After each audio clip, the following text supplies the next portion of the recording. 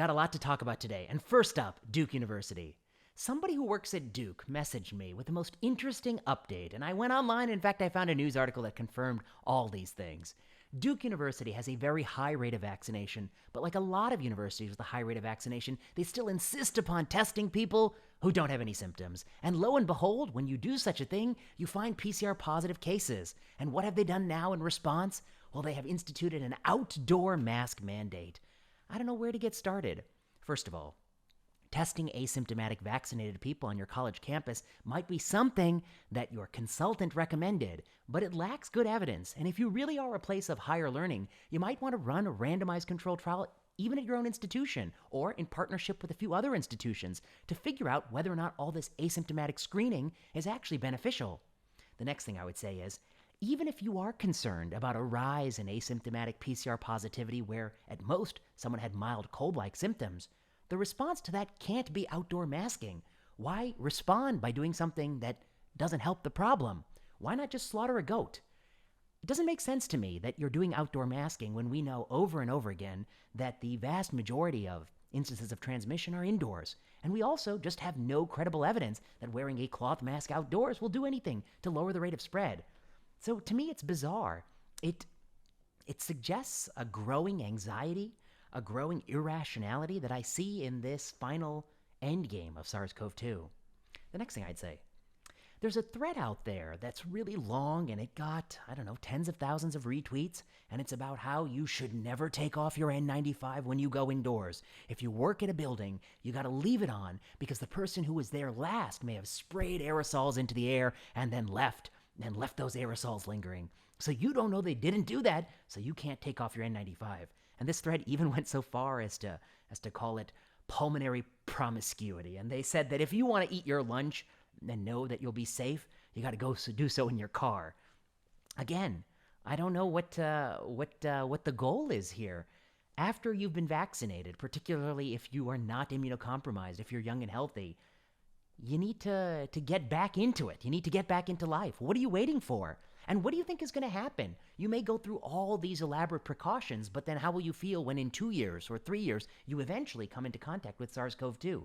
It is endemic. It is in other animal species. It's not going away. It's just going to be there. It's going to get into your nostril. It may even lead to a PCR test positivity, especially if you look when you don't have any symptoms, and it may cause mild symptoms in most people who are vaccinated. The end point of SARS-CoV-2 is the vaccine, the 2 vaccines for most people. And it might be a little bit more for people who are older and vulnerable after a period of time, et cetera, et cetera. We're going to talk about boosters in a second. But the end point is not avoiding the vaccine at all costs. If so, you might as well just wear an N95 for the next 20 years, 30 years, 40 years. Can you sustain it? I don't think so. Your face will fatigue before the virus fatigues. It will catch up with you. So these kind of long threads, who are they appealing to? They're appealing to a group of people whose anxiety has overtaken them. We've forgotten what we're even trying to accomplish.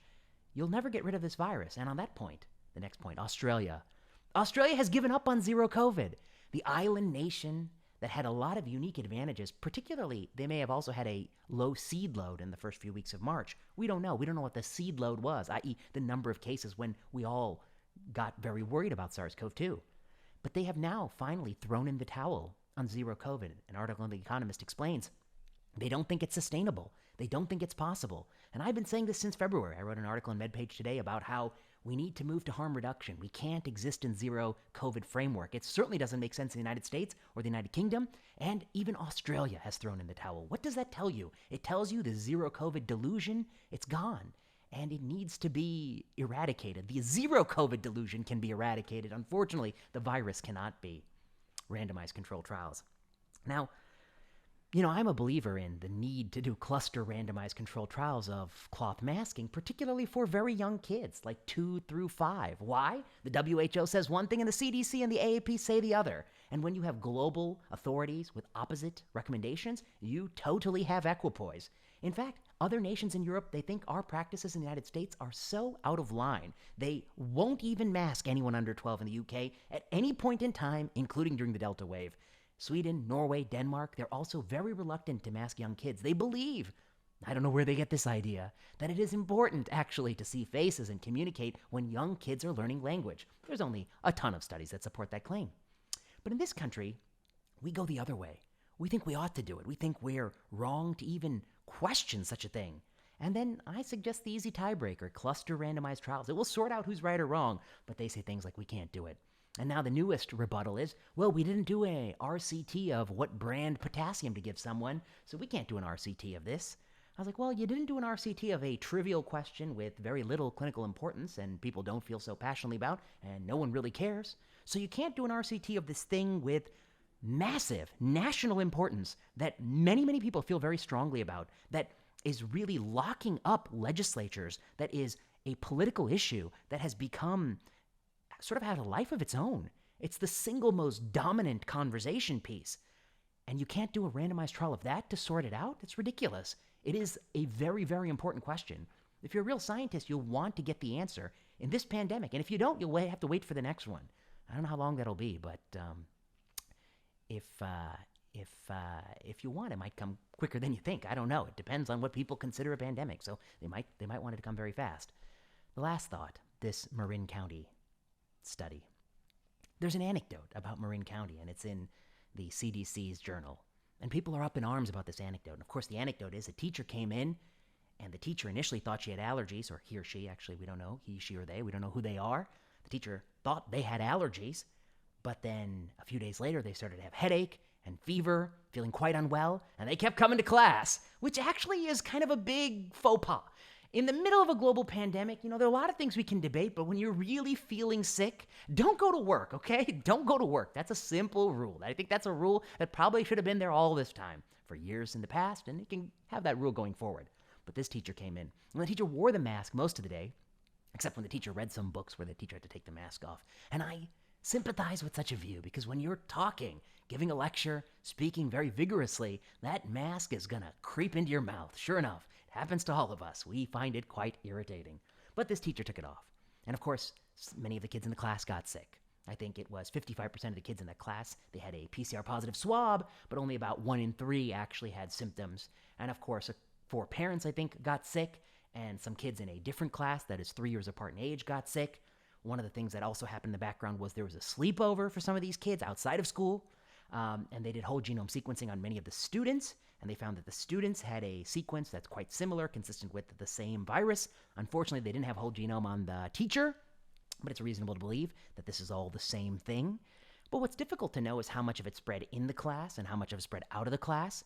Everyone is quick to say the reason the teacher spread it to the students was that the teacher took the mask off for 1 hour.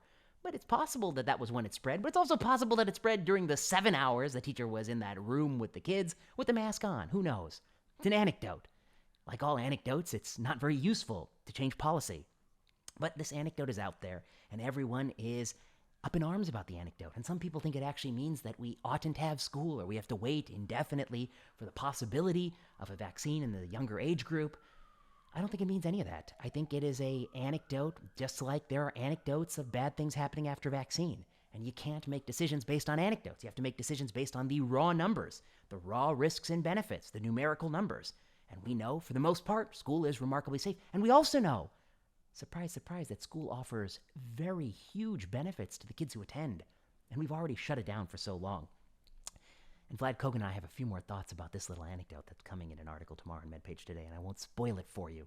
But I think it also shows, I think, the greatest failure, which is that the CDC, this is the level of data they bring to the table, this story of Marin County, where it really matters if the teacher had whole genome sequencing or not. This is not the level of evidence we should be operating at in a sophisticated, intelligent country. We should be able to run cluster randomized trials of masking, no masking, HEPA filter, no HEPA filter, open window, no window, teacher masking, teacher not masking, cohorting, distance between kids. All of these can be arms in a mega randomized controlled trial that will actually answer which of these things help and which don't help. The final thing I'd say, some people got mad at me and they said, like, you don't know what it's like here, and they're in some place that happens to be hit very hard in the moment. And I feel bad for them. I feel bad that they're in that place. So you don't know what it's like here. You see several people on the vent. You want to do everything to help them. So that's why we need to mask 2-year-olds. I said, look, I'm with you. I want to do everything to help those people too. I want to avoid you having to take care of so many people all at once. But the reason I want the cluster randomized trial is I genuinely don't know if a policy of masking 2-year-olds is actually going to affect what you're looking at. And if it's not going to affect what you're looking at, if it's just something you do that makes you feel better, it's no different than slaughtering an animal. slaughtering a goat like our ancestors used to do when they thought they were dealing with the solution to a problem. So what are my thoughts here overall? My thoughts are we are descending into a very bad place. We're getting people who are celebrating the idea that after vaccination, I'm going to wear an N95 and eat lunch in my car. For how long? For a year? For 2 years? For 5 years? For 10 years? What's your end point? What do you think's going to happen when you finally come back? Are you ever going to come back? And if you come back, you're going to get hit with the virus eventually. You might not get that sick. Probably won't because you've been vaccinated. That's the good thing. That's the solution. And in the meantime, what are you going to do? You're going to go through all these theatrics. You still might get hit. You're giving up a lot of life to pursue this anxiety, I think. The Duke, the Amhersts of the world, testing asymptomatic college kids. What are you doing? You're trying to appease their parents? What are you doing? You're trying to score political points? You're not helping anybody. I don't see. I don't understand how you would be. You're implementing outdoor mask mandates. You're a place of higher education. People are supposed to learn how to think at your institution. What are they learning from the implicit curriculum? That rationality is dead? That we can implement irrational solutions to problems if it makes us feel better? I think this is a very bad precedent. And I continue to fault that one of the things that went wrong here is that there are so many people who recommend this, and they're getting paid by the company that makes the test. And them and the company that makes the test are writing the model that shows that if you use the test, you're going to be better off. But that's not empirical data. It's a model that's predicated on the assumptions that they themselves have inserted. And they have a deep financial conflict of interest.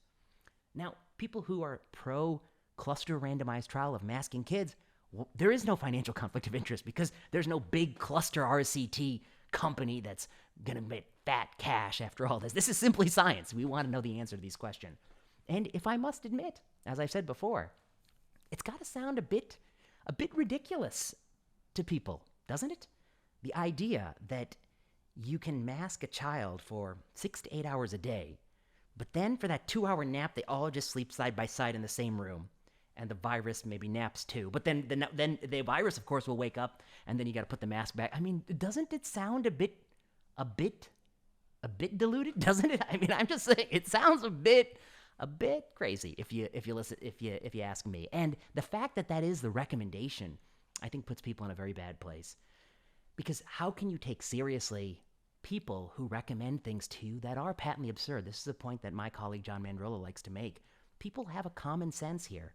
And when you start adding things to your wish list, your bucket list that don't make sense, like that a vaccinated person has to take their lunch to their car and eat, the saddest, I thought I've seen some sad lunches, but that would be, I think, the saddest lunch, that the 2-year-old's got to wear this cloth mask that's all soaked in snot and that they take off for that long nap. When you start suggesting these things in addition to the things that matter, vaccination, you're going to lose a lot of people along the way. And you're really doing the world a disservice. And if you really believe so ardently in it, then do the study that might answer the question. Because I do think it's possible that it works at some age. I just don't know where that cutoff is because there's no credible data. It's possible that below a certain age, children lack the executive function to do it right enough to succeed. And there's a JAMA paper recently suggesting that, even in a stadium event where there were very strict rules, that there's about a 3 out of 4 mask compliance, that 1 out of 4 people didn't wear it right. That's, adults in a setting where it's kind of enforced or people want to do it. You start to go to kids, you start to go to settings where it might not be enforced. Last thing, the outdoor masking in Palo Alto and some other places. Why are you making the kids wear these outdoor masks at recess? What are you doing? What is the goal of these policy choices? Is the goal to do irrational things that don't actually deal with the problem, or is the goal to tackle the problem? The problem is one problem, that there are pockets of this country that through cultural differences and through bad ideas, and maybe through lack of compassion and some other things, they are unvaccinated. You need to reach those people. That's the problem. That's what you need to focus on. Oh, boosters. I can't forget boosters. The HIP had their meeting today, and they seem a little bit peeved, if you ask me, a little bit peeved that they're learning about boosters from political appointees. You see, what you want with boosters is you want the people who push and recommend boosters to be people who've reviewed randomized data that show boosters are beneficial. And boosters might also have an age gradient. They might work well for 65-year-olds, but are they necessary for 35-year-olds, for 25-year-olds, for 15-year-olds? And if so, what is the benefit of the booster? Is the booster going to eradicate the virus and have it be COVID zero? I don't think it is. The virus is just going to come right back when that booster starts to have a diminishing, neutralizing antibody and get you then. So what is the booster? The booster can only be to avert severe infection. And we need randomized data to show that that's the case. There's some terrible preprint people are citing that compares people in Israel who got the booster, those who didn't. You just look at table 1, and they're like different ages, different genders, different races. They're just different people. They're totally different people. So what are you going to conclude from that sort of data? I struggle to think. I think we're reaching a place where people and their personal anxiety and their personal irrationality are guiding a policy discussion for the masses, and they risk, I think, deepening the problems of the pandemic, which are restrictions that don't make sense, while not doing the things that do make sense, which is vaccination. So, that's where we are. And on that positive note, that'll conclude this video. If you enjoy this video, like, subscribe, leave a message, comment, and until next time.